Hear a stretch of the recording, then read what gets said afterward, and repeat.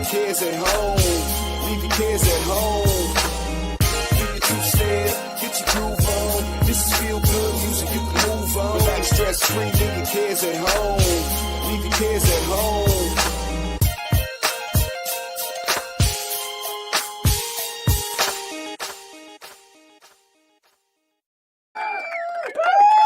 What's going on, everybody? Buenos noches, familia. Good evening to the family. It's your man, Russ, Mr. the Homesick Buckeye. We are with you once again on a Tuesday night to do what we do, have a little fun, hang out with the family. We got smart people on the panel, so unfortunately you might learn something. And we have something a little different this evening. First and foremost, how are you doing, my beloved sister? I'm doing great. It's been a great week so far. That is wonderful. I love it. I'm glad to hear that. Always good to be with you. She is my favorite person to grill, chill, or kill with. You guys know how we roll. Did you kill anything this week? Maybe a squirrel on accident. But no, I didn't go hunting. So we do have the doe season coming up, but I think I'm just going to let him go out with his rifle and see if he can get something this season. There you go. Speaking of getting something this season, look who it is, everybody. Thomas. Target Prime Rib. Our man Jordan Thomas in the building. He is here. But he is not the only one here. You know, family, I try my best not to have too many smart people on the panel. You know, we try to listen. Why do you think I have Rick here every other week, man? You know, why do you think Tom is here, man? I try my best to keep the IQ level down. But unfortunately, this week, we can't do it. We have the lovely, the charming, the talented Adrian Gladhill is with us here, ladies and gentlemen. She is not the OG, she is the AG. She is my friend. And we are going to do something a little different this week. And before I get into it, we're going to say hello to the family. You know how we do. Go down to the regulars. Say hello to everybody that's here. We appreciate you. Carnivore Jerry is in the building. She says she's not working tonight. I love that. She got fired, ladies and gentlemen. That's really what she's trying to tell everybody. She got fired from her job, and you know, it's okay. It's the holiday season. You'll be all right. Let's see who else I got here. Of course, Tom is here. Kitchen Witch, hello there, beloved. Ross, I ordered oxtails at work to make soup. They sent it whole. Oh boy. Well, you know, I guess you'll have to chop it up. You know, either that or get a bigger pot, man. I don't know what to tell you. Listen, you know, we don't solve complex problems here, ladies and gentlemen. Okay, that's not what we do. All right. So, I love that though. I don't make oxtail soup. I just make oxtails. I put them in a pile and eat them. But I love that. Greetings from slightly chilly Tucson. Crank, my man. Hey, good to see you. Quack Quack Heart Attack is in the building. Rick is here. Always good to see you. Brian's here. Good evening, Russ. Good evening to you. Yes, Tom is up to his artistic shenanigans. Well, Sandy is here. Sandy, put the bottle down. Sandy's got a drinking problem, ladies. You know, for those who don't know, it'll be all right. She puts the wobbly boot on about 11 o'clock in the morning, but she'll be all right. You know. Lizzie's here. Lizzie, okay, now Adrian, I don't know. I know you're new to this. Lizzie has an anger management problem. She will chop you in the throat for no reason. She's very dangerous, very hostile. If you see her, just run. I'm just telling you, Lizzie, she's out of control. But we love her. Aaron is here, Booby Ghost. Good to see you, beloved. Glad you're here. Boston Danny. I know it's cold up there. Danny, it's cold outside. I really must go. I know it's cold up there. Okay, let's see Cheryl is there from Wisconsin. Yeah, more cold people. Rick says he never misses a keto cookout. Well, listen, you know, I'm trying to get rid of you. Do everything I can to get rid of you people. You won't leave. Linda Flanagan says, hello, everyone. Good to see you, beloved. Glad you are here.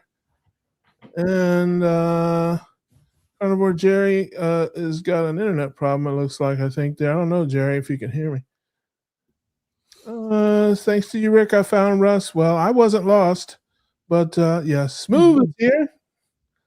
Good to see you. Glad you're here. Free Thinker says, hey, Russ, Laura, hello, everyone. Don, always good to see you. Glad you're here. Jimmy says, hello, Russ and Laura. Laura is a sweetie. Yeah, okay. You guys haven't seen the real her. Hey, ask. Hey, ask. Hey, Haven't seen me deer hunting. that's an entire deer population that will speak otherwise. She's not sweet at That's all. right. Nasty. Love the tie dye. Thank you. Yeah, I wear a lot of tie dye stuff. I like tie dye. I got tie dye on too. Yes, I love that. I love that. Marla says, Yeah, good I'm evening. looking like 1984. All Papa these Carnivore. bright colors. Pete is here. What's going on, Petey? Good to see you, brother. Good to see you. Glad you're here. I think Papa bought 5 New York strip roasts at Publix, cut them into 10 big steaks. Love that. Nice. Good time when you Nice. probably still have that fat you bought for 30 cents for 10 pounds of it. That's good. What else we got here? I think yes, Danny says we are freezing. I love that. And We sent it to them from Illinois. yeah, Adrian's in Wisconsin too. I knew it was Wisconsin or Minnesota. Mhm. Anyway, I try to confuse everyone. well, you know, you got to keep them guessing. I'm with you. Lisa says, wow, first time I got the start of a live. Well, that's exciting. I'm glad you are here, and you're here just in time. We have something a little different tonight we're going to do. I'm feeling like 1985. Wow, that's Yes. Pretty Look at all these specific. bright colors. Amy is here. Hello there, my beloved. She is in the building. That's everybody, at least for now. If I missed you, I'm sorry. You know, I'm terrible with the chat and all that stuff. So anyway, my friend Adrian is here tonight. I'm so glad that she came on with us tonight and got to hang out with us here in our goofy show. I don't know if she's been around. She's been on YouTube and in the air and everywhere, a lot of different meetups. So people know her and know a lot about her. But I've talked to her a couple times, and we're going to do something special and a little different tonight. I'm sorry. I'm going to apologize in advance. Some of you are going to learn something. We hate that, but it's just how it works. This is intriguing to me, and I know it may ruffle some feathers, but I don't care about that. Don't care at all. She is here to tell her story and to give information to people about GLP-1s, also some dietary changes I think that she's making in her life that a lot of people have made in her life and she's made in her life. And this show, although we have fun and laugh and joke around, our health is important.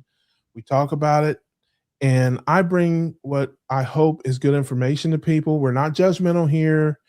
We have people from all different stripes of the ketogenic space. I love that. I don't care what you eat. I just want to get you good information so you can make good choices for yourself. And that's why she's here, because I am intrigued by this. And when I'm intrigued, I want answers. And she is smart and she is great and she can give them to us. So why don't you just go ahead? I think you know where we want to go. And we'll get back to, we'll have some hijinks and some tomfoolery. You know, we will have shenanigans, people. I will sing, Jimmy. I will sing.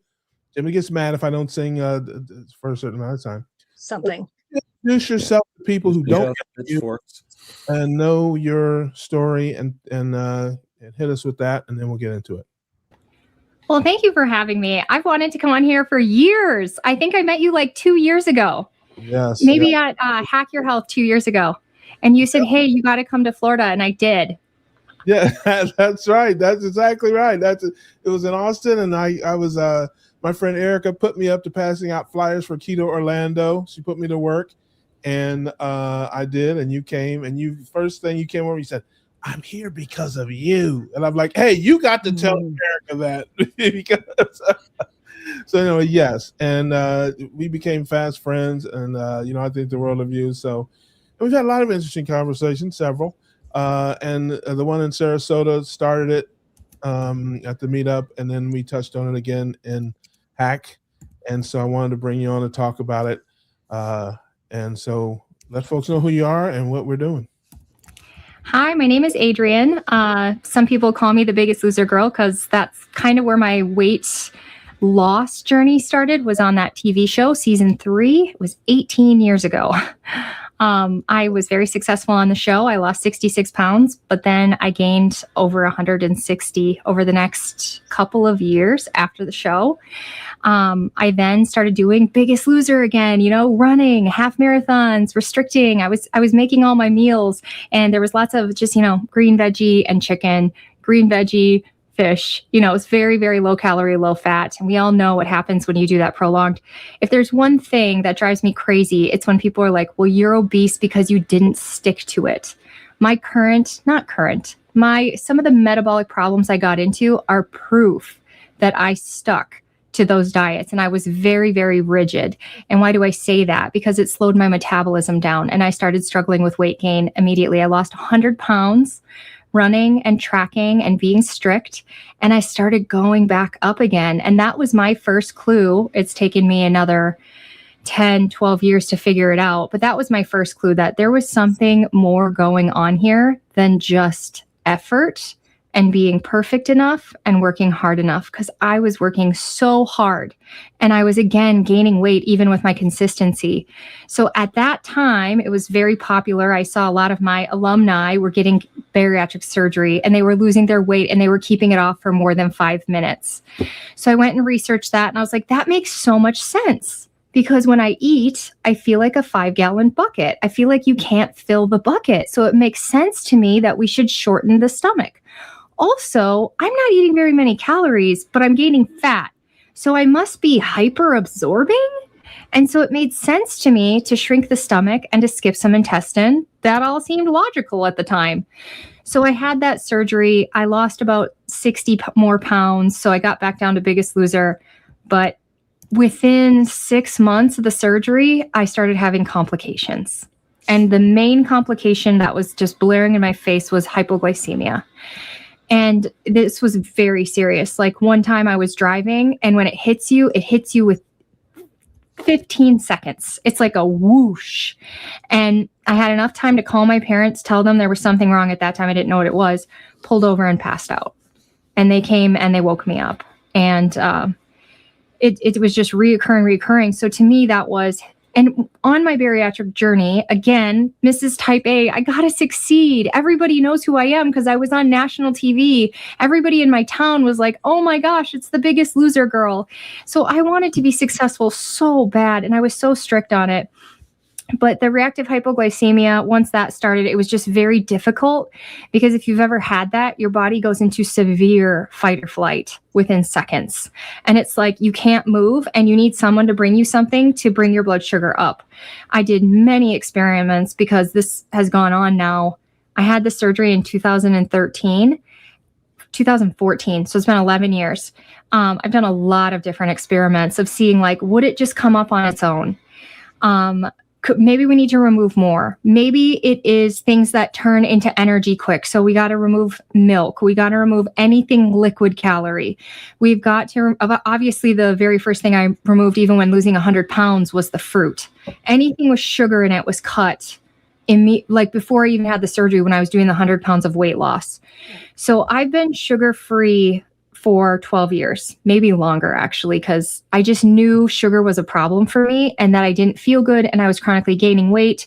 I cut all grains. As time went on, I just kept cutting, but I'm still having this reactive hypoglycemia and I'm getting more and more tired and I'm still struggling with chronic weight gain.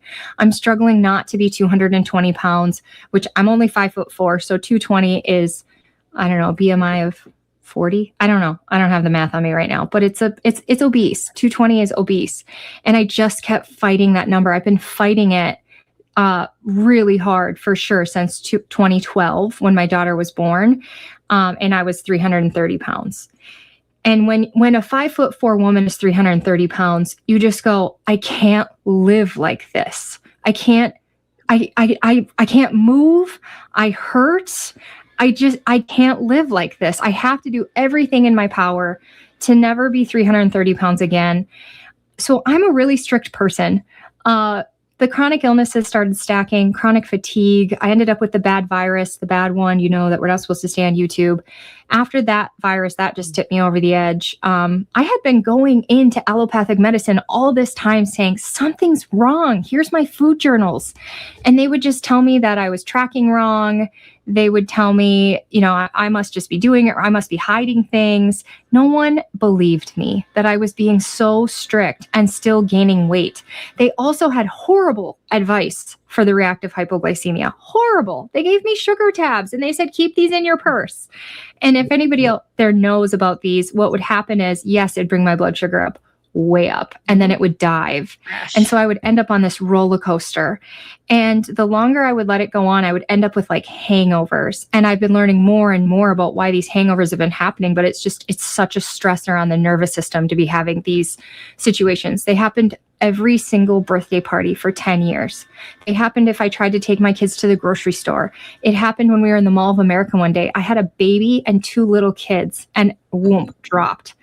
But I'm a God person, and someone from high school, I'm at the Mall of America, and someone from high school walks by and she said, "You look terrible. Are you okay?" And I said, "I need sugar and I can't move." I said, "I need something." At that point, I did know I need peanut butter and banana. I need a mix, but she had a cookie on her. So that got me up enough to walk someplace and get some protein and fat. So along the way, I'm learning how to stabilize. That's why I keep cookies on me, just for that reason. You never know when you're going to pass out and you might need to. But let's fast forward. So you got through that and you got to carnivore diet. Let's kind of we want to fast forward. Eventually, my autoimmune was so bad. I'm going to the doctor. They're not doing anything. I did finally find a functional doctor because I also have no milk supply for my baby. And this is my 4th baby with no milk supply. I did all the things. I home birthed. All this, red flags were happening. And she saw Hashimoto's. My adrenals were 1 point away from the highest level of adrenal dysfunction. And she said, "You have to change your life or you're going to end up in a nursing home." And at that point, I'm willing to do anything. And my dad had just lost 60 pounds on the carnivore diet. And one of the people he followed, who is it? No Grains, No Sugar, Vinny Tortolich. His assistant, Autumn, his co-host, she had autoimmune and was feeling better on carnivore. So I did carnivore. And honestly, I started feeling so much better. I was having food reactions after every single time I ate. And I had already been researching no beans, no nightshades, no garlic. I'd already been pulling these things. I was already years of dairy-free, grain-free. And so we just pulled, carnivore helped me do the ultimate elimination, which is just pull everything except for the meat. And it really did help. My hypoglycemia started smoothing out for the first time. I did have some events while I was strict carnivore for 2.5 years, but they were very rare. But I was able to identify, though, this isn't just a food problem. This is a stress problem. This is when my body feels stressed, it can't handle it, and my blood sugar drops. So the only ones I had over carnivore were stress. I'm starting to feel free. I feel full for the first time in my life. I'm losing weight. I'm like, this is the ticket. And I felt so successful for 9 months. I mean, I feel like I had the pink cloud for 9 months. After the pink cloud, then I just started joining groups because I was like, well, I started gaining weight already. I was like, well, I just need to tweak things. Well, I just need to do some challenges. So after that, I went challenge upon challenge upon challenge upon challenge, trying to keep the food noise away and trying not to chronically gain weight. I just kept going through the cycle and nothing seemed to be sticking. So I ended up on Lion Diet and it felt so great in the beginning. And you can find YouTube videos where I'm like, look at me, Lion Diet, I feel awesome. I'm on top of the world. And then faceplant. I ended up doing it for about 60 days, but it was 35 days in when my system just crashed. Chronic inflammation, 14 pounds in just a couple of days came on. My energy crashed. My food noise went through the roof. And that's when it dawned on me, I don't know if I can carnivore my way out of this. I think that I need something else. So I want to add on here too. I also did the mold thing. So we moved out of a moldy house and I also took LDN. So we're really calming the nervous system. We're removing ourselves from exposure. So there was more to this picture than just carnivore. But I really blamed the mold. I was like, every place we go seems to have mold. Why am I still sick? It must be the mold. And we moved 5 times in that 2.5 years. And the 5th place is where we are now. It's a brand new manufactured home, never had water in it until we turned it on. It was manufactured in a factory, and I'm still sick. So, but before we moved here, there's more, blah, blah. So next thing I'm like, okay, well, some people are looking into this thyroid thing. And I'd already been taking selenium. I'd already been taking zinc. I'd already tried high fat. I also tried fat fasting, sardine fasting. My sardine videos are still getting hits. So weird. I tried many different variations. Yeah, Bruce had a question. Have you been checked for adrenal insufficiency? Before I even was carnivore, that was something that came up. I did the 4-point spit test, and my cortisol was for the whole day. And now I'm learning, as we're looking into gastric bypass reversal, that when we alter the anatomy of the stomach, it can not only affect your blood sugar, it can also affect your stress hormone pathways. So I think that this surgery has made it just really, really difficult to heal that. But I'm trying. I'm doing breath work. Yeah. All right, I totally forgot my blue blockers. Sorry, I can get to the point. You only got an hour show. Okay. So get to the point. I needed more. I worked with a functional guy. Hold on. Let me recap. So, struggle with weight problems, health problems, found the carnivore diet. It helped you for a while. Then you went lion. It helped you for a while, but nothing seemed to just really deliver you. And I remember I was sitting with you, and I remember seeing you, and you were a little unhappy that you still had weight you wanted to lose. I thought you were great. I'm like, wow, you're doing so well, but you weren't happy with where you were, and you still had other problems. And then the next time I saw you, you whispered something. You had lost the extra pounds. You were just normal. You're a happy person, and you're just upbeat, but you were even more upbeat. And you're like, I'm so proud of you. You're doing so great. You're so happy. Congratulations on all your success. And you look to the right and look to the left, and you were like, I have to tell you something. And I'm like, the way you're looking, I'm like, am I going to be an accessory after the fact here? I mean, did you just, and you were like, well, I did something. I'm like, okay, what did you do? And it's like, what are you talking about? And you said, I've been taking GLP-1s. Mm-hmm. You got some blowback and some scrutiny for it. And so let's get to you doing that, the decision process in doing that, and the blowback you got for doing that. So first thing I did was check the thyroid and the hormones out, and I started some thyroid medicine. I started some hormones. I gave that a good 6 months, and I wasn't seeing huge changes in my inflammation. Some of the cringies came off. There was definitely symptom improvement, but it didn't seem to be quite the ticket. And then Dr. Amy Horniman did a podcast on how we've got it all wrong about GLP. It's actually a hormone. It's a digestive hormone. A lot of people are deficient in it for many reasons, and that if you go low and slow with it, and if you couple it with lifestyle, that it can reduce inflammation, reduce chronic illness symptoms, which I was struggling with. It can clear up the brain, and it can finally help with the blood sugar issues, and finally maybe be able to lose weight and keep it off. The one worry I had was, with this gastric bypass, is this going to make my hypoglycemia worse? Well, that was one worry. Another worry is that many of the people in our community actually have poor vagal tone. And if you combined the wrong dose of GLP with poor vagal tone, poor gut health, you can have issues. So I was very cautious getting started. And I did the experiment in the dark for 2-3 months. And my best friend just kept saying, you got to tell people. You have to tell people. And I was like, blasphemy. Why would you say that? And at the time, I had stopped recording my YouTube. I had stopped discussing weight loss and carnivore. I was focusing on health and carnivore, which if you talk to long-term carnivores, they will focus on, and they will say this is a health diet. It's not necessarily a weight loss. A lot of people actually dispute it's not a weight loss diet. This is a healing diet. So I never deceived people in saying, look at me, I'm losing so much weight. Yeah, carnivore. I focused on the health aspects of the diet. And yeah, so I did decide to come out. And before I came out, I called really big people in the space and said, this is what I've been doing. What do you think? And I was waiting for them to just blast me. And they were like, that's really interesting. Where do I find out more?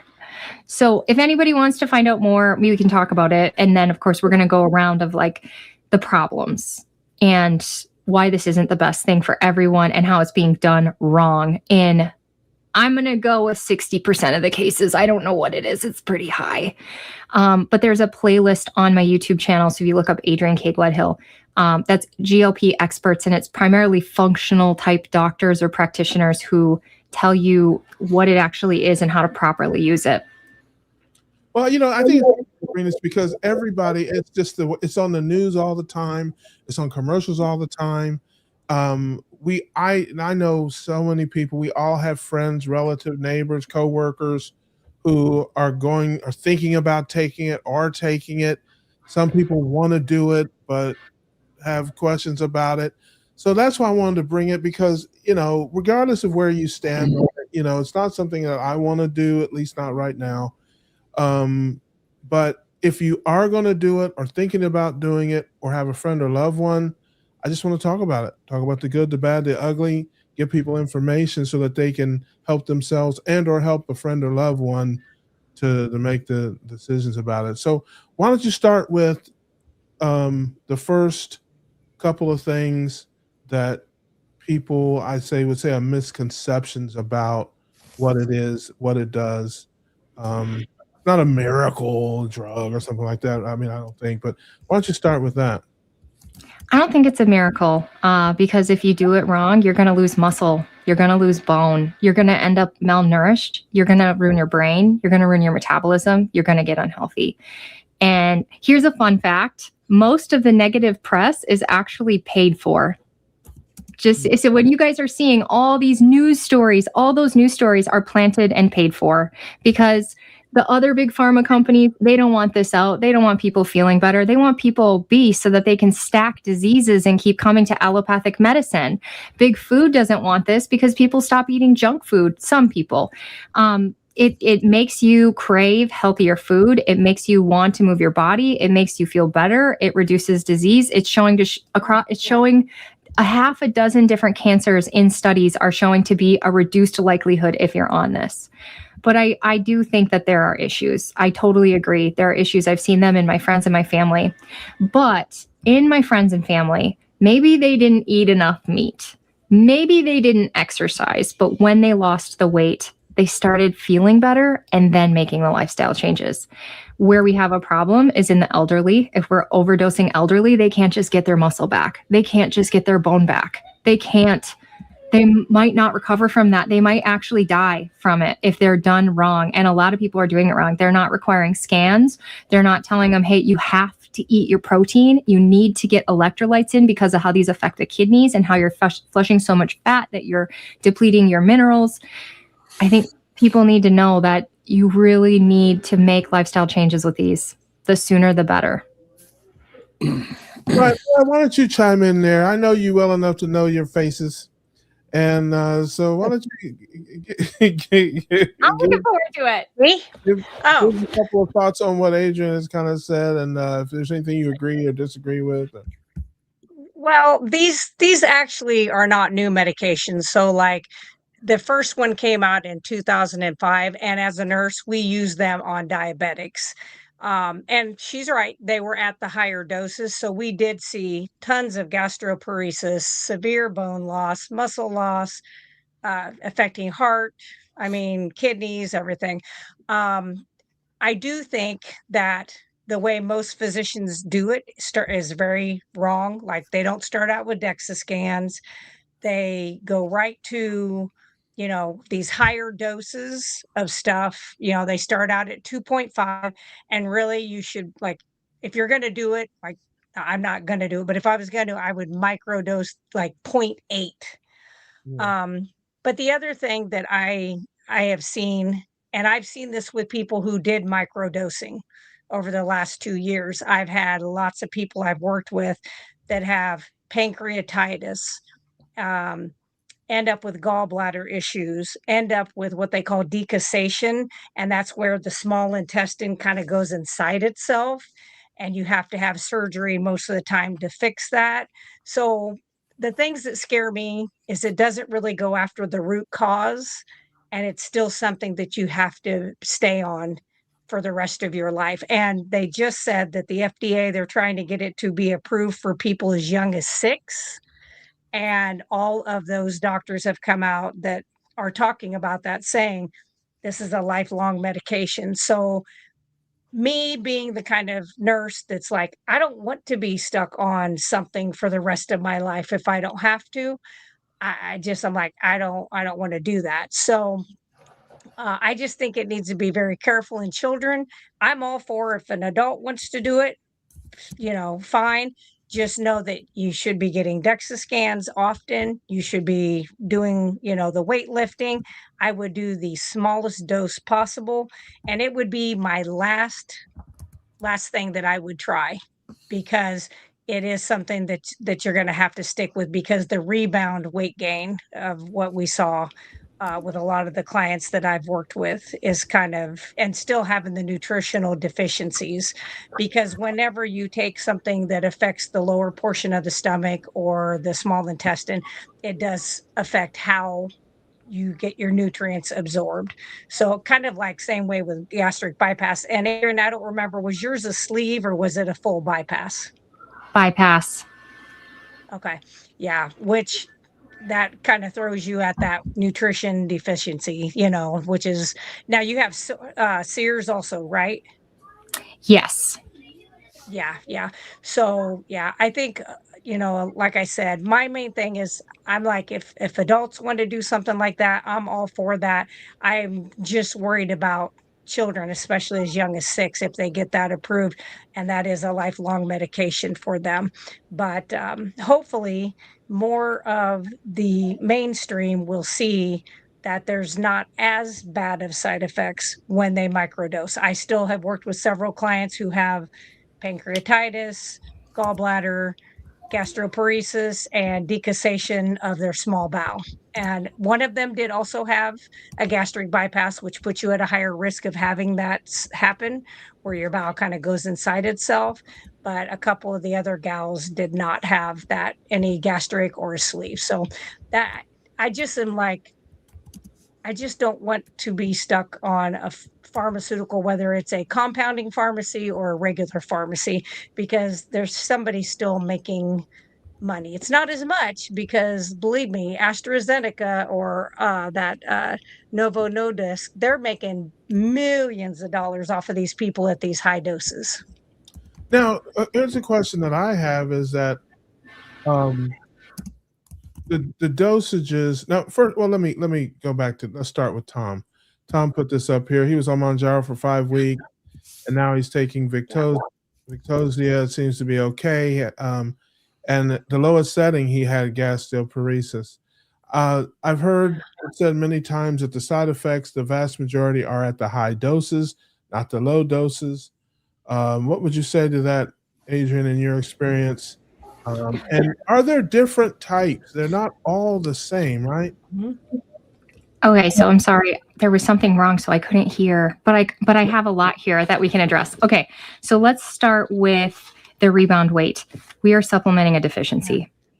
So just like if you destroy your thyroid to the point that there is no selenium or fat intake or iodine, you're still deficient in thyroid. And so you supplement the thyroid because your thyroid's so damaged.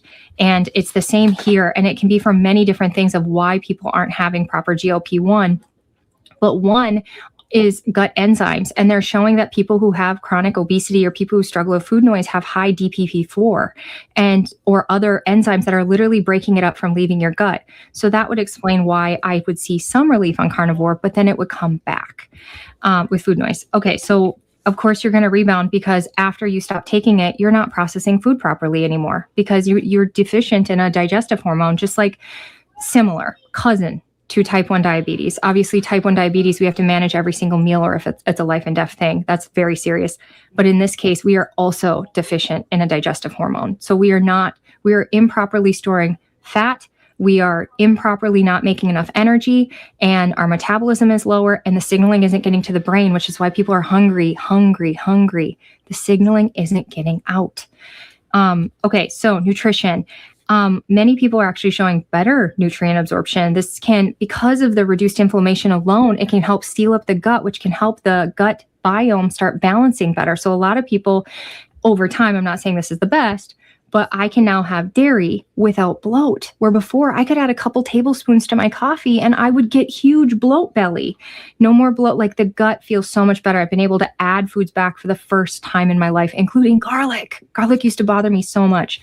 So the problem is so many people are coming onto this with gut issues, and it can make gut issues worse because we are slowing things down, which the bad bacteria goes, so the wrong dose for each person. Now, as far as the guy who is on the starting dose and having issues, he would either need to go lower or break up his dose. Not medical advice. It's just the way that they set the dosing is such a big hit on your system that if someone already has issues, it's too much. So if we can take littler, tinier hits and kind of smooth things out, that can reduce those symptoms. But also, if you're having paresis, the dose is too high. My husband can't even handle a third of the starting dose a year into the medication. So some people are very sensitive, but some people need to work harder on their gut before they go on it. And I know that's, some people see gut healing, some people see their gut get worse, and that is just the truth. Let's hear. What else did you say? Kids. Rick said, Rick had a question. What is food noise? He's not familiar. Food noise is when it's intrusive. It's unnatural to be hungry. You eat, and literally within 30 minutes, your body's telling you, what else can we eat? What else is there? So food noise isn't just eat all the time. It's also obsessively telling yourself no. Punishing yourself because you just ate something. It's negative and positive thoughts just constantly. And when the signalings get to the brain and you're satiated and your body's producing energy better, it is like better than any SSRI that's ever been created. Ooh, I love the big pharma thing. Okay, I totally agree with you. And it's scandalous and it's disgusting. And there are companies that are actually fighting the patents all across the world, including our own country, because this is a natural compound in our body and they're not supposed to be able to patent that. Currently, the main patents are actually on the delivery system, the pens that they made. So most people, I think, are getting it from compounding or another area that we're not supposed to talk about on YouTube. So most people aren't, nobody can afford it. I actually need it for the reactive hypoglycemia and I can't get it approved. Nobody can get it approved. It's ridiculous. Let's see, what else did you say? Dosing is a problem. Types. Okay, so the initial ones are all GLP. That's really hammering on your body. It's not necessarily super healing. It's not something that's necessarily going to stick. And that's Ozempic, Wegovy, liraglutide, and the earlier versions. It is going to help you lose weight, but it's not necessarily improving hormone signaling. It's not necessarily reducing inflammation. The newer ones are really helping heal. They're really helping heal the gut. They're a totally different thing than those older ones, which are really heavy in one hormone that's very gastric centric. What are the new ones? What are the newer ones called? What are the ones that people? Tirzepatide, which is Zepbound or Mounjaro are the name brands. And now I don't want to say the new one because I feel like it'll get your video flagged, but it rhymes with Retatrutide. Oh, yeah. Gotcha. Yeah. As far as kids, this is a super tough one. I really think people need to watch their kids, get to know their kids, try all the lifestyle things that they can, because some kids grow out of it. Some kids are pudgy and then they grow out of it, and you'd hate to add something to their body that their body is now going to want when their body was going to adjust anyway. So I don't know about this 6-year-old business. I don't know that we're necessarily having a ton of disease at 6 years old, but closer to 18, now we might start be having issues. And the truth of the matter is that the gut biome can be inherited. There can be enzyme mutations on the receptor sites all over your body that can block the absorption, and that's there. And so if we could look and evaluate, like truly evaluate, not kids that want to lose 20 pounds, but like truly evaluate, is this child inflamed? Is this child doing a lot of things and none of it's sticking and they're chronically gaining weight? I wish I had this at 18. I wouldn't have tanked my adrenals and my thyroid. I wouldn't have slowed my metabolism down with all the dieting. And it just would have been a lot less stress on my body this whole time. I probably wouldn't be in closer to a disease state than if I would have gotten this ahead of time. But again, how do we know unless you're really, really evaluating that kid and throwing a lot at them? Are they eating whole foods? Are they moving their body? Are they getting sun? Are they getting good sleep?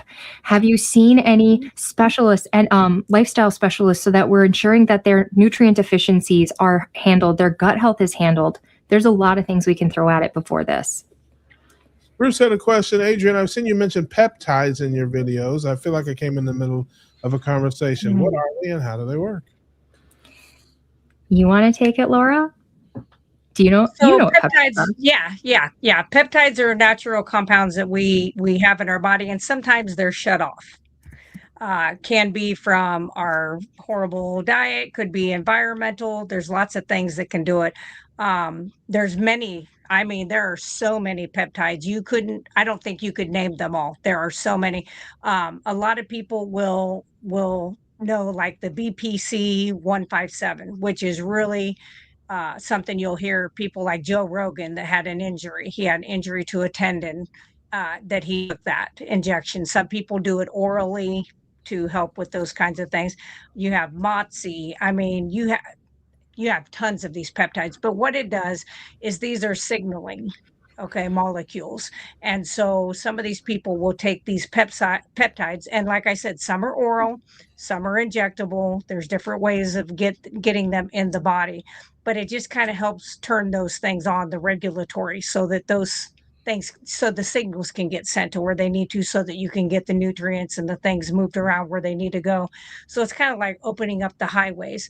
And I do think that there is a lot of, like, they just need to get in there and quit being so damn greedy and really study how these peptides work for the body. They just, and unfortunately, most of the big pharma companies are not going to put the money, just like they do on all the rest of the stuff. They're not going to put big money into these because they're not going to be the only ones to be able to make the money off of it. So they're not going to do it. They don't have a vested interest. They like to get you on medications that you're going to have to take for the rest of your life. I mean, that's just the way big pharma has been since 1912, 10. So yeah, peptides are pretty awesome. Some of the peptides that you would know would be insulin, Ozempic, and even collagen peptides that we orally. orally. And so, like she said, they signal. And why they don't want us to know about these is because they're so effective. Not everything you have to take forever, like BPC, in the right circumstance could prevent a surgery. It could literally heal an injury and prevent surgeries. There's different peptides that can help with the thyroid, and then the bioregulators. This is a bridge you all can cross. Bioregulators are animal derived, and they're typically oral, although there are some injectables, and they get through the gut and they go to an organ, and they help that organ get back to homeostasis. So you do like 30 days. You don't do a year. You do like 30 days. It helps that organ. There's an amazing one for the prostate, if anybody wanted to know. Well, it sounds like, basically, to summarize, that some people's systems are just so jacked up that just changing the diet, is not if you're young, but if you're 50, 60 years old, like many people are, who, let's say, come to ketogenic diets of whatever stripe, they carnivore or whatever, they may have done 50 years of damage to themselves, and the diet alone just isn't going to get it done. They still have inflammation. They still have other issues going on. And it's just, they need something else. I wonder about people, just a thought that popped into my mind just now, that are young, who have, like a Michaela Peterson, who as a child had all these issues. I mean, she couldn't have ruined her life at 5 years old, Probably familial from her mom. Yeah, maybe. But she was pregnant. Is that something that, taking some of these GLP-1s could maybe help with some of those? Some of the peptides. Some of the peptides, not necessarily GLP-1, but some of the peptides could absolutely help. And these bioregulators, I mean, I've heard, and these bioregulators have been studied for 60 years in Russia. And I've heard that there are some that can actually cure type 1 diabetes, but they don't want them in our country. Nope. Thomas, you'll you're never doing a get lot it of here. thinking. Have you looked into this? Into what? I'm sorry. I was looking at the Peptides? Have you looked into the peptides and the GLP-1s? Well, like I said before, I was taking the Manjaro, but it was causing me a stomach ache. So I was getting gastroparesis from it at the lowest setting. So, but I am taking the Victoza. That seems to be helping somewhat because my blood sugars had actually gone high because I was at 6.2 A1C and now I'm at 7.5. So obviously I had to do something to bring those sugars down. So, yeah. So, I mean, I'm not expecting to be on Victoza forever, but, I'm doing whatever I can, The newest one is way less GLP, way more muscle preserving, way more gut healing. That might be a better fit for you when that comes out. Once I see my doctor in January, I think. Oh, won't be out by then. Oh, well, then I'll wait, I don't think I see my endocrinologist until like May. So, but that'll be. Well, that was very educational, informative, and hopefully people know. And I think you recommend, of course, changing the diet and microdosing, the smallest dose, that you need. DEXA scans. And DEXA scans. So with the dosing, at first I came in microdose. And I suggest everybody start on a low dose. I do, because you could end up with an eye issue. You could end up with a gut issue. You don't want to jack your system. So start low. But the problem is people who have, let's say, enzymes on the receptor sites, they're not metabolizing it. So I know people who can take 15 and they have no appetite suppression because their body is not absorbing it at wherever. It's not absorbing it. And so there are also new ones that hit different pathways that have been pretty amazing for people, like cagrilintide. But yeah, it's really worth the deep dive. I have a list. It'll blow your mind. I actually, when I first heard Dr. Amy talking about this, I was like, this sounds crazy. So I went and looked at a debate between Tina Moore, Dr. Mark Hyman, and Callie Means. Because I liked Callie. So I was like, I liked that ED. I'm just kidding. I still like him, I think. Maybe. I don't know. Anyway, I was like, Callie will set us straight. And Dr. Tina swamped him with facts on what's actually happening in the population. And I think my biggest message, I have two big messages. Number one, if you're out there and you're trying and you think you're a failure and you think you're not good enough and you just keep failing and failing and failing, maybe there's something physiologically going on. Because if you can't fight your urges, that's a potential brain signaling issue. If you're chronically gaining weight, your body's likely not regulating energy properly. It really could be more physiological than you think. And then message number 2 is to all the bros out there and all the influence out there who are like, fatty, put your fork down. Don't be lazy and take the easy way out. This isn't the easy way out. This is how my husband's always lived. He can literally eat a bowl of noodles and not eat for 24 hours. He just doesn't even think about eating. Here, I'm having to tell myself, don't eat 2,000 times a day. It's no wonder I've struggled to be successful because I had, even with insane discipline, you're fighting physiology sometimes. Yeah, I love that. All right, well, we'll wrap up the drug part of it and slide into another controversial thing. You have added some carbs back into your diet. Is that true? Oh my gosh, everybody's gonna really hate me. Okay. Dr. Kiltz made an announcement not too long ago that he's eating a few vegetables and things like that. So, what brought that on? What prompted you to do that? And what what's your thoughts?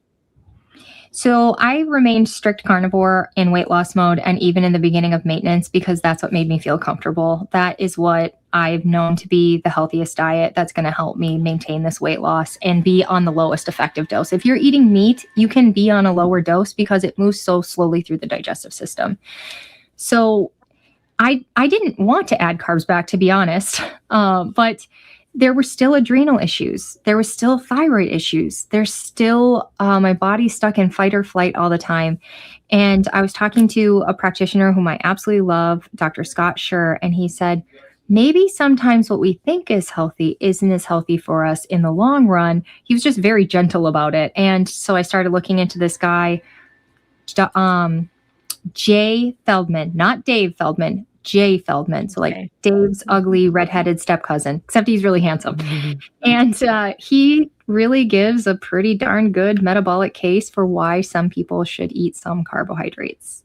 So I slowly did experiments adding things back. And even now I wouldn't call myself high carb, but I'm working on it. And I'm also now recognizing my fear of food that has happened because of the years of food reactions, the years of chronic weight gain, the years of blood sugar issues. I mean, who wouldn't have a fear of foods? So I've been working on that. And what's different, because people always ask, well, what's the difference? That's like, we're just going back to the low fat diet now. That didn't work for us before. We go to that now. That's a really good point. And I thought the same thing when I heard people were adding carbs back, but we're looking at energy instead of carbs bad. So I cut rice. I cut potatoes. I cut fruit. Those are the first things I cut. And those were the first things that I added back. And my body has done pretty good on them when I'm on GLP-1. I recently had to go off of GLP-1 because of gastric bypass complications and the hypoglycemia came back. So right now I'm currently on a high fat diet and very, very low carb. Yeah, I've never been a hardline carnivore. I'm, I'm pretty carnivore in my personal life, but I'm just not judgmental. I think people need to do what's best for them. And, I'm not a super spiritual person, but I just think God gave us all these things. He didn't give us Hot Pockets and Pop-Tarts, but he did give us vegetables and fruits and things like that. And so I don't know. Again, this is a controversial position. I don't care. You can send me all the nasty messages you want. Just sharing my thoughts. Like the lion diet, I think that's pretty extreme. That's, just ruminant meat and water. But Are you still lion, Laura? I think, I'm sorry. Laura was lion for a long time. Lion. You still do lion? Yep, I do with the occasional. I did reset my gut with El Ruderai yogurt. And so now I can do El Ruderai yogurt or A2 milk with the low casein, it doesn't have the casein. And I do occasional, like if I feel like my gut needs a reset, I make fermented cabbage and fermented pickles, and I'll do some of that. So, but I feel my best eating ruminant animals versus like eating chicken. Like a couple weeks ago, I decided to do chicken thigh, and it was all dark meat chicken. And I ate it, and I was like, it was okay. I didn't have any like reactions, but I was like, 20 minutes later, I was like, I ate a whole pound hamburger because I was like, it didn't fill me up and it didn't stick with me. And I feel like the red meat, of course, that's what I've eaten for a long time because I deer hunt and, we have cow and all that kind of stuff. But yeah, and I do super high fat. I have found that super high fat really, really, really, helped with the hormones and everything. So yeah. And I mean, we're all different. Like Russ said, I mean, I've worked with people that are diehard vegans, and I've worked with people that are carnivore police. If you think it's just logical. It's a fallacy of logic to think that one thing is extreme on one side, but there can't be extreme on the other. So if you think it's extreme that somebody is purely plant-based, I mean, they won't even butter, just purely plant. If you think that's extreme, then you have to logically think that eating just meat only with zero plants is extreme. I mean, that's just, you have to think that you can't think one without the other. And most people, 90% of people, are not going to do either one. They're going to be somewhere in that middle, spectrum somewhere. And you got to find your space. I think, I believe in keeping the main thing, and that is keeping your carbs low, your proteins and fats high. But that means different things to different people. That could mean 70-30 fat to protein and zero fats. 100 carbs. Yeah, or it could mean some lettuce and tomato every now and again. Who cares? It's all about what works best for you. Carnivore Muscle says your vehicle will travel further using fat than carbs, but if I have anyone introducing carbs, I decrease their overall energy substrate intake by 10 to 20% to mitigate Randall cycle. I don't know what any of that means, but he's very smart. He should be on the panel tonight. I don't know Randall or anything about his bicycle. So, so why don't you smart people talk about I don't know. There's disputes in the, like, if you look into the bioenergetic path, they say that our body really, especially a stressed out body, so I think Dr. Chafee did a great job actually explaining that there are many different pathways. And, the people who talk like Jay Feldman, he doesn't talk about all the pathways. So some pathways you might use carbs efficiently. Sometimes you won't, cycling back between fat and carb intake or burning. But what I do know is I feel with my body that's been stressed out for a long time, my body is picking less than optimal pathways, even on the carnivore diet. I didn't have energy. My brain was really foggy. And the other thing, I'm totally into like, let's not eat carbs so we can poop. That's great. I love pooping. But what I found is extreme estrogen dominance. And what I was learning was that there are some types of fibers that help us detox excess estrogen. And I ate zero fibers for years, and the estrogen dominance got pretty bad, but it seems to be getting better now. Anyway, Thomas, are you pretty strict carnivore? Yeah, for the most part. I occasionally I'll have a pickle here and there, but very occasionally. It's like once every like maybe 3 months, I'll decide to have like maybe a few pickles, or and sometimes I do, and I mentioned this before, sometimes like when my sugars get really, really low, like under 50, I'll like under 50, 60, I'll sometimes I live right above a chocolate shop. So sometimes yeah. So sometimes I will go grab a nonpareil or an Oreo cookie or something like that and bring my sugars back up again. But that's the only time. Yes, that's you heard it. That often. You heard it here first on the Keto Cookout, ladies and gentlemen. We bring you exclusive information. I want the world to know that Adrian Gledhill likes pooping. That's right. We're always talking about crap here. That's right. I don't really. I love a good smooth move. I'm more of a fart guy. I don't like pooping. I do miss farting. I do miss that. I do not miss farting. That was my thing there. Jimmy says, Russ, would you take the shot? Pizza. I do not drink alcohol. I will be not doing any shots. But it would be Sandy. Yeah, Sandy's the drunk of the show. Sandy's. Remember, what was it? Andy Griffith's show. They had Otis was the town drunk, and he would like lock himself in jail when he was drunk. Sandy's our Otis. But in any event, to I guess put the focus on me. I'm gonna stay in the fight the old school way because I have to be honest. I have not done everything I can do. See, I'm not like Adrian and some of these other folks. I have not been as consistent as I think I can be. I have not made all the changes I should make. I made a ton of changes and I've had a lot of success that I'm happy with. I don't feel like I've gotten out of it what I put into it.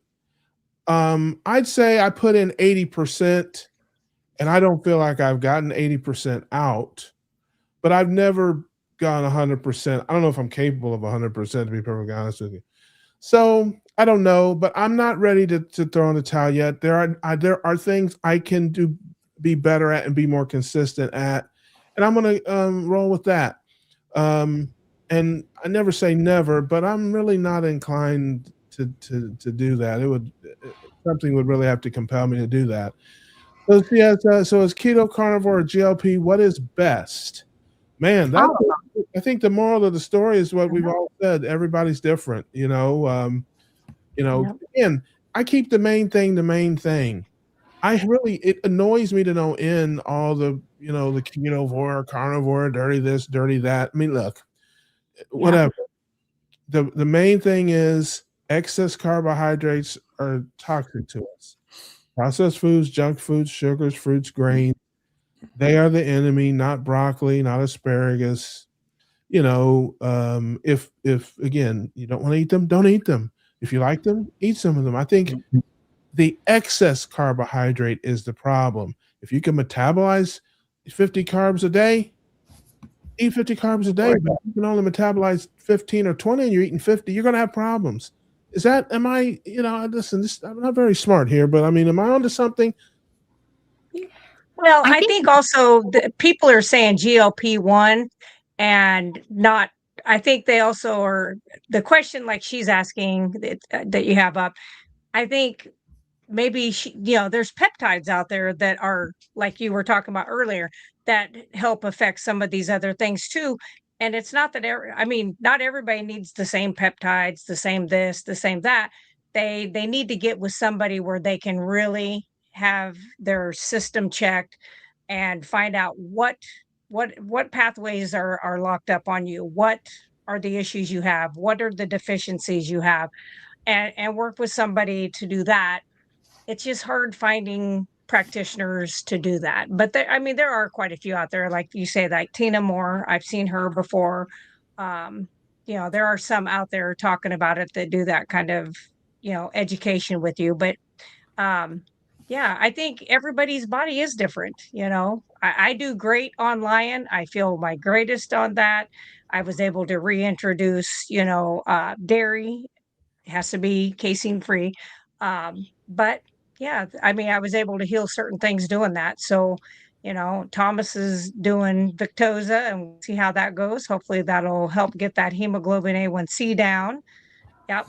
And so, everybody's different. They got to figure out what works for them.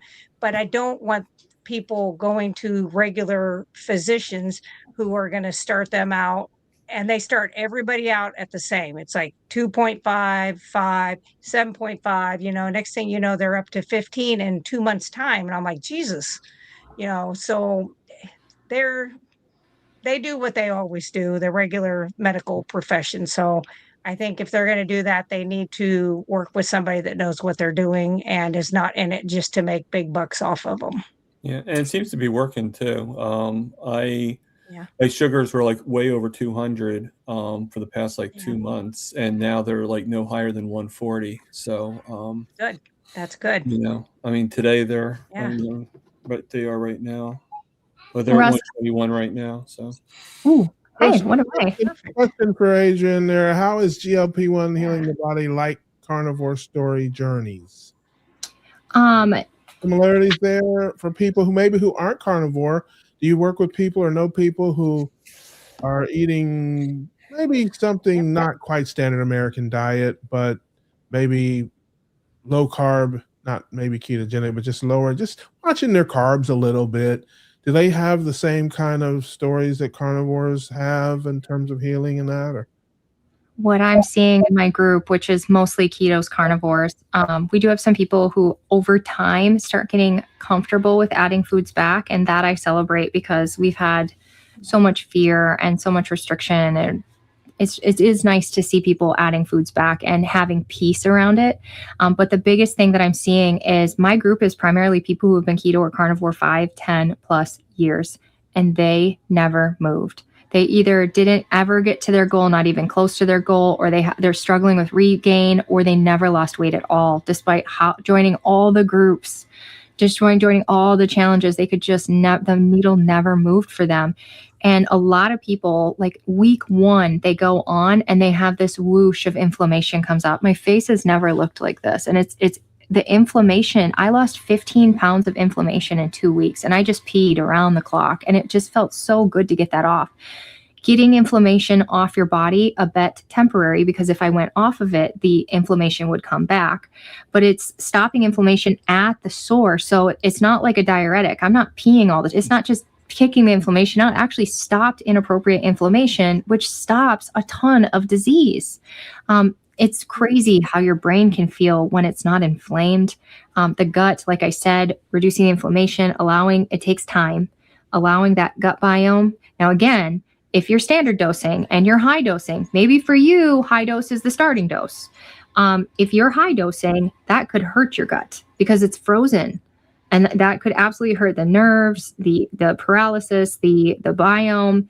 So it can be super healing. But the best thing is that every day we have people who are like, I have been fighting this for 40 years and I finally hit my goal. and then even more to be able to maintain it. And most people, myself included, have been able to come down on dose. I went up to about mid dose and I've come way down. So I don't think we need to stay, even if that's what it took to get to our goal. I also see a lot of people, including myself, building some muscle. Another thing I want to say to people out there, whether you're on GLP-1 or not, that work you're doing is working. My body composition, I think, is better than most people on GLP-1. And I don't think it's because of the exercise I did while on this journey. I think it's because I've exercised my whole life. I consistently did it, even when I was gaining weight, even when I was not feeling good. I just kept going and kept doing it. And that work is under there, whether you can see it or not. Lizzie had a question. Sugar can still go up without eating sugar? Everything you eat raises your blood sugar to some degree. Gluconeogenesis. It's about spiking blood sugars. And, you know, carbs are not all the same. A Snickers bar is not the same as a potato. I mean, yes, it's carbs, but it's a different. They're different. Refined. It's not high fructose corn syrup. It's natural. It's a whole food. It's got fiber to slowly uptakes. Ultimately, yes, it will raise your blood sugar more than butter.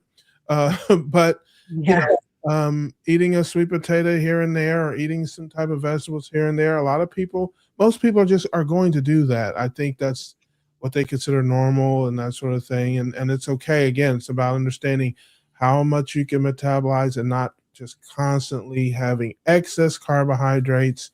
And, you know, again, the enemy is the refined sugars, the processed foods, the junk foods, sugar, grains. You know, there is a hierarchy of bull junk. You know, I mean, it's like all bull junk is not the same. Some bull junk is worse than other bull junk. So on the hierarchy of bull junk, the sweet potato is better than, you know, oatmeal, you know, maybe, or something. So you just have to figure it out, you know, and again, keep your carbs as low as you can. And you know how you feel. Listen, it doesn't take much to know when you eat something or drink something or change something. You can tell whether or not it's working for you or not. You just know. And so listen to your body. And, you know, Jimit says, I'm fun and I sing. Yes. And if you guys want to throw a song or two in the chat, I will. We are getting near the end here. We're coming to the end of the road. But, you know, it's the Christmas season. I guess I could sing a Christmas song or something, or if you have something on your mind. But why don't you, you know, we're going to wrap up here. But anything new and exciting coming up on your channel, Laura, that you want to plug or talk about? Just every Monday, I do my little educational videos on different health conditions still. I've had so many people reach out to give me disease processes that I had never even heard of. I was like, what is that? So I really like that, because then I go out and research the heck out of stuff. So it's like I'm like a sponge. I just keep learning more stuff. So I kind of like that. So that's what I'll be doing. And hopefully I'll be cutting up another deer if my husband could just shoot one this next weekend. That would be great. There you go. What about you, Tom? Anything going on exciting on your channel? Anything you want to plug or talk about? Yeah, I just have like four great people going to be on my channel in the next future. Lynn Devoki is going to be on there on the 20th. And then I have Laura is going to be on there on the 27th, which I'm excited about. And then Adrian's going to be there on the 17th of January. And then I have Jen Mann's going to be on my carniversary. It's going to be there January 1st. So that'll be your 1 year? That'll be my 1 year. Awesome. Yep. Love that. Congratulations there, brother. Love that. What about you, Adrian? Anything exciting or anything you want to plug while we're here that you got going on? Definitely come to radicallyhealthy.com if you want to join a community. I have a free community and a private community. It's primarily ketos and carnivores who are going low and slow with GLP-1 and having a lot of success. I'm excited to go on Thomas's show. I'm going to be recording with Dr. Amy Horniman coming up here pretty soon. And I'm starting pre-med in a couple of weeks. Yeah, I don't know if I'm going to make it through. I'm giving it to God. But you know, with perimenopause brain and 4 kids. But I'm praying, because there's nothing more I'd like to do than help people. And I think that, you know, whether I go through endless certifications or I just do it, just do it. And yeah, I'll be like 52 to 55 when I graduate, but That's okay. it would be amazing. So I'm hoping and praying that all pans out, because I know getting into school is very difficult. We cannot have too many medical professionals that that are ketogenic, Have a good heart. fighting the good fight behind enemy lines, in the trenches, Yep. fighting with the standard of care and the big health systems and all Yep. the power that it keeps us ignorant and keeps us fed with lies Sick. about what's good for us, and Cheerios being heart healthy and all this kind of stuff. Yeah. So I got nothing other than the Keto Cookout Tuesdays at 8:30, where we have fun time. We did some learning tonight, and my head hurts, but I'm going to to send us out of here. Well, next week it'll be different. So that's right. We'll be back. Hey, Rick will be on next week. We'll be back to regularly scheduled programming, tomfoolery, hijinks, and ridiculousness. So, but in the Christmas spirit, we'll hit you with "Have Yourself a Merry Little Christmas." Let your heart be light. From now on, our troubles will be out of sight, out of sight. Have yourself a merry little Christmas. Make the Yuletide gay. From now on, our troubles will be miles away. Here we are as in olden days. Happy golden days of yours. Faithful friends who are dear to us, gather near to us once more. Through the years, we all will be together, if the fates allow. Hang a shining star up on the highest bough, and have yourself a merry little Christmas. Have yourself a merry little Christmas. Have yourself a merry little Christmas now. Merry Christmas. Very good. Very good. And the Keto Cookout. Till then, keep your carbs low, your proteins about high. We'll see you on the next one. See ya.